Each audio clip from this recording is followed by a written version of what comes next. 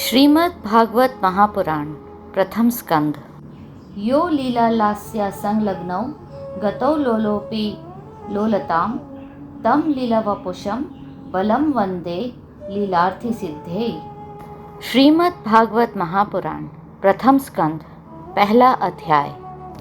श्री सूत जी से शौनक आदि ऋषियों का प्रश्न। मंगलाचरण।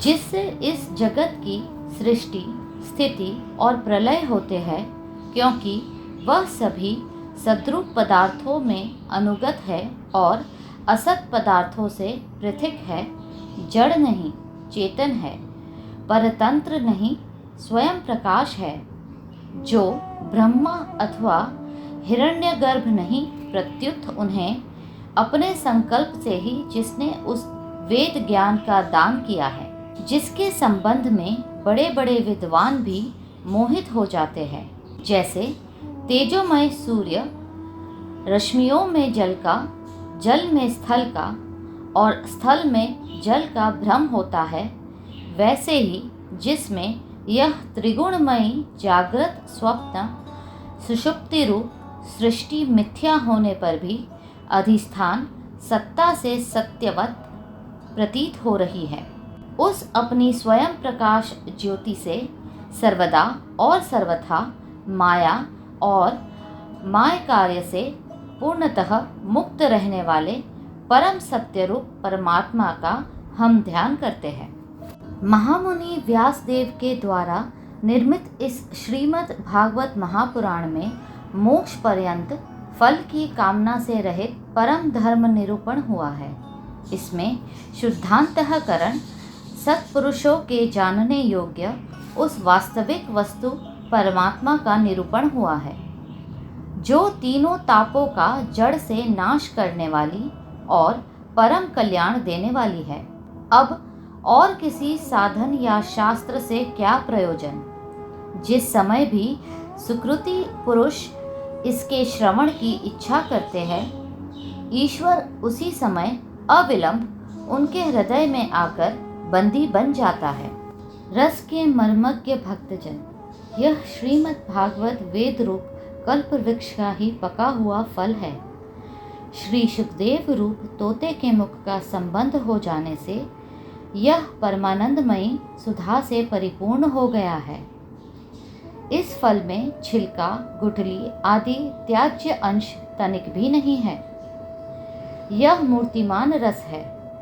जब तक शरीर में चेतना रहे, तब तक इस दिव्य भगवत रस का निरंतर बार बार पान करते रहो।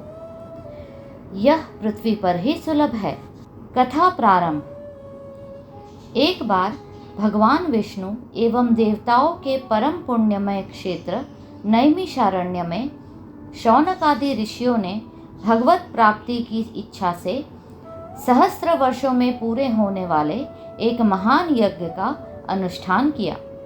एक दिन उन लोगों ने प्रातःकाल अग्निहोत्र आदि नित्य कृत्यों से निवृत्त होकर सूत जी का पूजन किया और उन्हें ऊंचे आसन पर बैठाकर बड़े आदर से यह प्रश्न किया।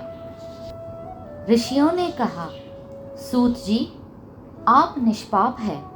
आपने समस्त इतिहास, पुराण और धर्मशास्त्रों का विधि पूर्वक अध्ययन किया है तथा उनकी भली भांति व्याख्या भी की है। वेद वेत्ताओं में श्रेष्ठ भगवान बादरायण ने एवं भगवान के सगुण निर्गुण रूप को जानने वाले दूसरे मुनियों ने जो कुछ जाना है, उन्हें जिन विषयों का ज्ञान है, वह सब आप वास्तविक रूप में जानते हैं। आपका हृदय बड़ा ही सरल और शुद्ध है। इसी से आप उनकी कृपा और अनुग्रह के पात्र हुए हैं। गुरुजन अपने प्रेमी शिष्य को गुप्त से गुप्त बात भी बता दिया करते हैं। आयुष्मान, आप कृपा करके यह बतलाइए कि उन सब शास्त्रों, पुराणों और गुरुजनों के उपदेशों में कलियुगी जीवों के परम कल्याण का सहज साधन आपने क्या निश्चय किया है? आप संत समाज के भूषण हैं। इस कलयुग में प्रायः लोगों की आयु कम हो गई है। साधना करने में लोगों की रुचि और प्रवृत्ति भी नहीं है। लोग आलसी हो गए हैं। उनका भाग्य तो मंद है ही, समझ भी थोड़ी है। इसके साथ ही वे नाना प्रकार की विघ्न बाधाओं से घिरे हुए भी रहते हैं। शास्त्र भी बहुत से हैं, परंतु उनमें एक निश्चित साधन का नहीं, अनेक प्रकार के कर्मों का वर्णन है। साथ ही वे इतने बड़े हैं कि उनका एक अंश सुनना भी कठिन है। आप परोपकारी हैं। अपनी बुद्धि से उनका सार निकालकर प्राणियों के परम कल्याण के लिए हम श्रद्धालुओं को सुनाइए, जिससे हमारे अंतःकरण की सिद्धि प्राप्त हो। शास्त्र भी बहुत से हैं, परंतु उनमें एक निश्चित साधन का नहीं, अनेक प्रकार के कर्मों का वर्णन है। साथ ही वे इतने बड़े हैं कि उनका एक अंश सुनना भी कठिन है। आप परोपकारी हैं। अपनी बुद्धि से उनका सार निकालकर प्राणियों के परम कल्याण के लिए हम श्रद्धालुओं को सुनाइए, जिससे हमारे अंतःकरण की शुद्धि प्राप्त हो। प्यारे सूत जी, आपका कल्याण हो। आप तो जानते ही हैं कि यदुवंशियों के रक्षक भक्त वत्सल भगवान श्री कृष्ण वासुदेव की धर्मपत्नी देवकी के गर्भ से क्या करने की इच्छा से अवतीर्ण हुए थे। हम उसे सुनना चाहते हैं। आप कृपा करके हमारे लिए उसका वर्णन कीजिए, क्योंकि भगवान का अवतार जीवों के परम कल्याण और उनकी भगवत प्रेममयी समृद्धि के लिए ही होता है।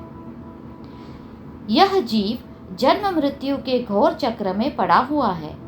इस स्थिति में भी यदि वह कभी भगवान के मंगलमय नाम का उच्चारण कर ले तो उसी क्षण उससे मुक्ति हो जाए, क्योंकि स्वयं भय भी भगवान से डरता है। सूत जी, परम विरक्त और परम शांत मुनिजन भगवान के श्री चरणों की शरण में ही रहते हैं। अतएव उनके स्पर्श मात्र से संसार के जीव तुरंत पवित्र हो जाते हैं। इधर गंगा जी के जल का बहुत दिनों तक सेवन किया जाए तब कहीं पवित्रता प्राप्त होती है। ऐसे पुण्यात्मा भक्त जिनकी लीलाओं का गान करते रहते हैं, उन भगवान का कलिमलहारी पवित्र यश भला आत्मशुद्धि की इच्छा वाला ऐसा कौन मनुष्य होगा जो श्रवण न करे। वे लीला से ही अवतार धारण करते हैं। नारद आदि महात्माओं ने उनके उदार कर्मों का गान किया है। हम श्रद्धालुओं की प्रति आप उनका वर्णन कीजिए। बुद्धिमान सूत जी, सर्वसमर्थ प्रभु अपनी योग माया से स्वच्छंद लीला करते हैं। आप उन श्री हरि की मंगलमयी अवतार कथाओं का अब वर्णन कीजिए। पुण्य कीर्ति भगवान की लीला सुनने से हमें कभी भी तृप्ति नहीं हो सकती, क्योंकि रसज्ञ श्रोताओं को पद पद पर भगवान की लीलाओं में नए नए रस का अनुभव होता है। भगवान श्री कृष्ण अपने को छिपाए हुए थे। लोगों के सामने ऐसी चेष्टा करते थे मानो कोई मनुष्य हो, परंतु उन्होंने बलराम जी के साथ ऐसी लीलाएं भी की है, ऐसा पराक्रम भी प्रकट किया है जो मनुष्य नहीं कर सकते।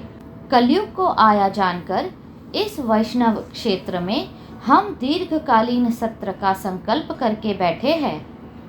श्री हरि की कथा सुनने के लिए हमें अवकाश प्राप्त है। यह कलयुग अंतःकरण की पवित्रता और शक्ति का नाश करने वाला है।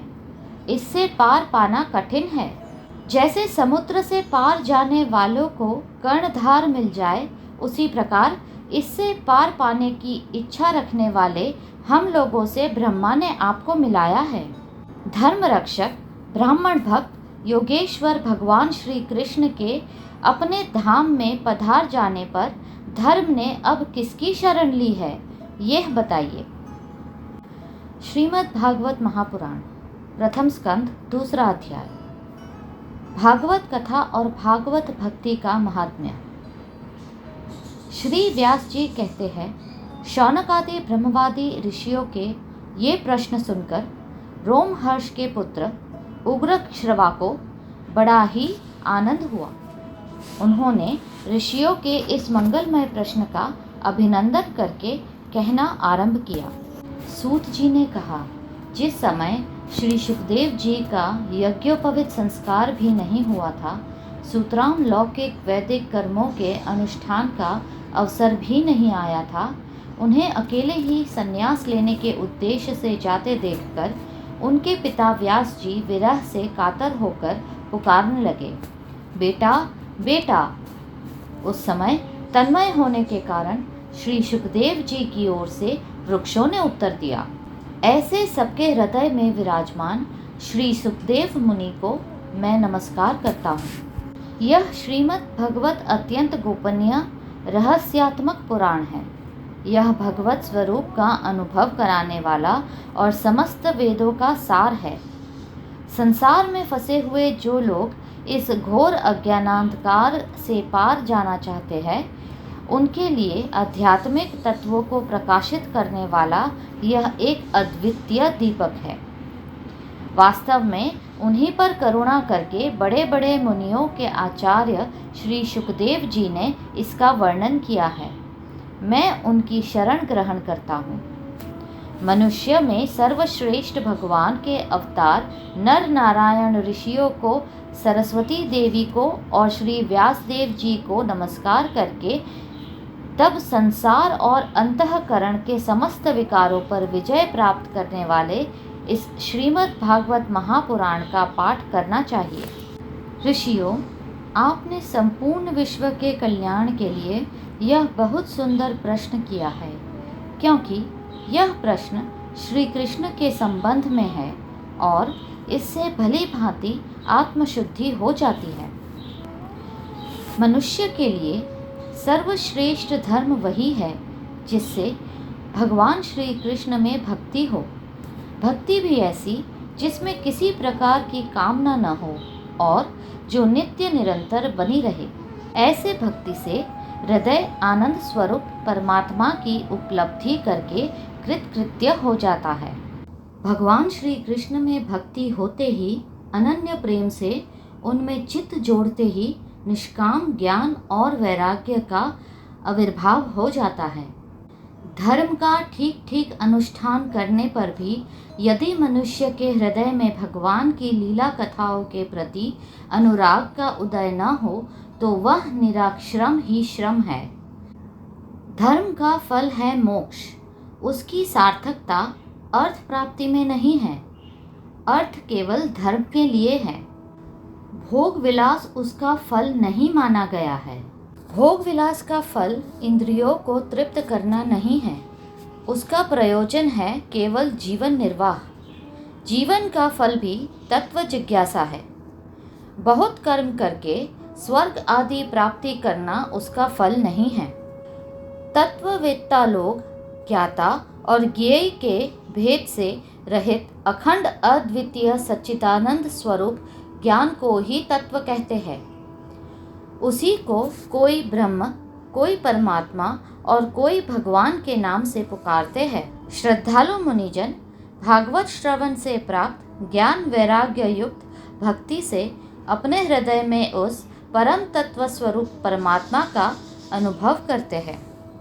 शौनक आदि ऋषियों, यही कारण है कि अपने अपने वर्ण तथा आश्रम के अनुसार मनुष्य जो धर्म का अनुष्ठान करते हैं, उसकी पूर्ण सिद्धि इसी में है कि भगवान प्रसन्न हो। इसलिए एकाग्र मन से भक्त वत्सल भगवान का ही नित्य निरंतर श्रवण, कीर्तन, ध्यान और आराधना करना चाहिए। कर्मों की गांठ बड़ी कड़ी है। विचारवान पुरुष भगवान के चिंतन की तलवार से उस गांठ को काट डालता है। तब भला ऐसा कौन मनुष्य होगा जो भगवान की लीला कथा में प्रेम न करे। शौनक आदि ऋषियों, पवित्र तिथियों का सेवन करने से महत सेवा, तदनंतर श्रवण की इच्छा, फिर श्रद्धा, तत्पश्चात भगवत कथा में रुचि होती है। भगवान श्री कृष्ण के यश का श्रवण और कीर्तन दोनों पवित्र करने वाले हैं। वे अपनी कथा सुनने वालों के हृदय में आकर स्थित हो जाते हैं और उनकी अशुभ वासनाओं को नष्ट कर देते हैं, क्योंकि वे संतों के नित्य सुहृद हैं। जब श्रीमद् भगवत अथवा भागवत भक्तों के निरंतर सेवन से अशुभ वासनाएं नष्ट हो जाती है, तब पवित्र कीर्ति भगवान श्री कृष्ण के प्रति स्थायी प्रेम की प्राप्ति होती है। तब रजोगुण और तमोगुण के भाव, काम और लोभ आदि शांत हो जाते हैं और चित्त इनसे रहित होकर सद्गुण में स्थित एवं निर्मल हो जाता है। इस प्रकार भगवान की प्रेममयी भक्ति से जब संसार की समस्त आसक्तियां मिट जाती है, हृदय आनंद से भर जाता है, तब भगवान के तत्व का अनुभव अपने आप हो जाता है। हृदय में आत्मस्वरूप भगवान का साक्षात्कार होते ही हृदय की ग्रंथि टूट जाती है, सारे संदेह मिट जाते हैं और कर्म बंधन क्षीण हो जाता है। इसी से बुद्धिमान लोग नित्य निरंतर बड़े आनंद से भगवान श्री कृष्ण के प्रति प्रेम भक्ति करते हैं, जिससे आत्म प्रसाद की प्राप्ति होती है। प्रकृति के 3 गुण हैं, सत्व, रज और तम। इनको स्वीकार करके इस संसार की स्थिति, उत्पत्ति और प्रलय के लिए एक अद्वितीय परमात्मा ही विष्णु, ब्रह्मा और रुद्र, ये 3 नाम ग्रहण करते हैं। फिर भी मनुष्यों को परम कल्याण तो सत्वगुण स्वीकार करने वाले श्री हरि से ही होता है। जैसे पृथ्वी के विकार लकड़ी की अपेक्षा धुआं श्रेष्ठ है और उससे भी श्रेष्ठ है अग्नि, क्योंकि वेदोक्त यज्ञ यज्ञादिक द्वारा अग्नि सद्गति देने वाला है, वैसे ही तमोगुण से रजोगुण श्रेष्ठ है और रजोगुण से भी सत्वगुण श्रेष्ठ है, क्योंकि वह भगवान का दर्शन कराने वाला है। प्राचीन युग में महात्मा लोग अपने कल्याण के लिए विशुद्ध सत्वमय भगवान विष्णु की ही आराधना किया करते थे। अब भी जो लोग उनका अनुसरण करते हैं, वे उन्हीं के समान कल्याण भाजन होते हैं।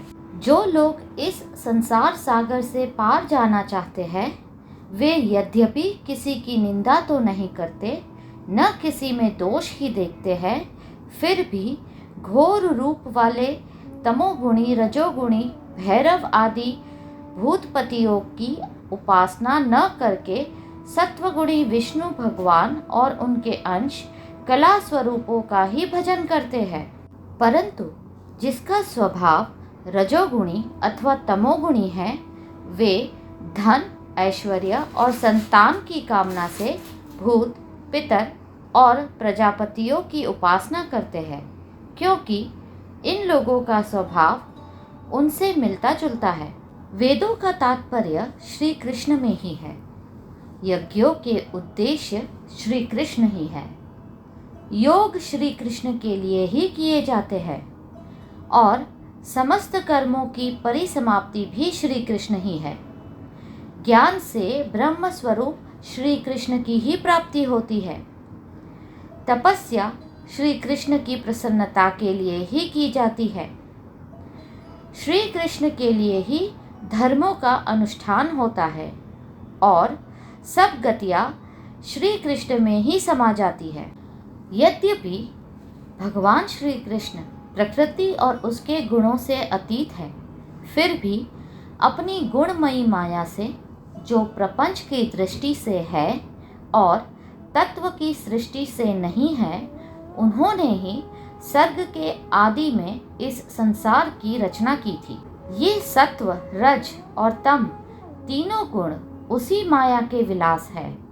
इनके भीतर रहकर भगवान इनसे युक्त सरीखे मालूम पड़ते हैं। वास्तव में तो वे परिपूर्ण विज्ञानानंद धन है। अग्नि तो वस्तुतः एक ही है, परंतु जब वह अनेक प्रकार की लकड़ियों में प्रकट होती है, तब अनेक सी मालूम पड़ती है। वैसे ही सबके आत्म रूप भगवान तो एक ही है, परंतु प्राणियों की अनेकता से अनेक जैसे जान पड़ते हैं। भगवान ही सूक्ष्म भूत, तन्मात्रा, इंद्रिय तथा अंतःकरण आदि गुणों के विकारभूत भावों के द्वारा नाना प्रकार के योनियों का निर्माण करते हैं और उनमें भिन्न भिन्न जीवों के रूप में प्रवेश करके उन योनियों के अनुरूप विषयों का उपभोग करते कराते हैं। वे ही संपूर्ण लोकों की रचना करते हैं और देवता, पशु पक्षी, मनुष्य आदि योनियों में लीलावतार ग्रहण करके सत्वगुण के द्वारा जीवों का पालन पोषण करते हैं।